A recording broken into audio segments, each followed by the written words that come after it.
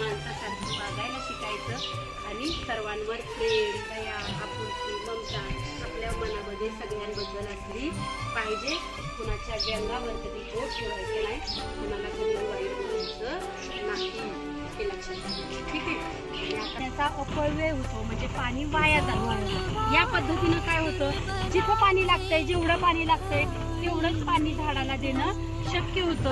याला म्हणतात ठिबक सिंचन पद्धती. म्हणजे ही अशी पाईप असते काळी, त्याला होल पाडलेले असतात, पाईप मधून पाणी येतं. आणि आता ह्या झाडाला पाणी पाहिजे की नाही, तर नेमकं याच झाडाला पाणी पोचणार. आजूबाजूला पाणी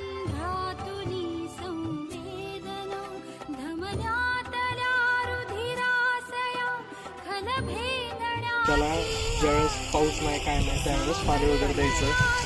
आता एवढी छोटी असताना ह्याला खतं वगैरे काही जास्त देत नाही.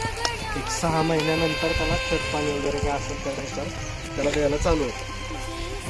छोट्या झाडांना फार खतं दिली तर ते त्यांना सहन होत नाही. आता तुम्हाला पण खूप खायला दिलं तर सहन होतं का, पोटात होतं. तसंच त्यांनाही खूप खायला देऊन चालत नाही. त्यांच्या गरजे एवढं तेवढं खत अगदीच, म्हणजे 1-2 दाणे असतात खताचे, तेवढेच घातले जातात.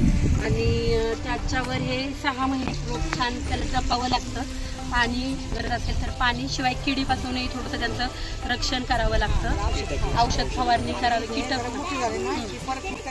या पिशवीमध्ये त्याची वाढ व्यवस्थित होत नाही. ते तिथे बघा मोठ्या पिशव्या दिसत आहेत, तर ह्यांचं बरोबर ही पिशवी फाडून बरोबर हा मातीचा गट्टा असा त्या पिशवीत ठेवतात आणि त्याची पुन्हा वाढ करतात. आणि मागच्या बाजूला बघा इथे अशी छान रोपं झालेली आहे तयार. आपण ती पण बघायला जाणार आहोत, रोपं जाणार आहोत. तिथं बघा भरपूर रोपं तयार केलेली आहेत. आणि हा एक गोल फिरवतात, हा एक लघु उद्योग म्हणता येईल आपल्याला, बरोबर आहे. एक लघु उद्योग आहे.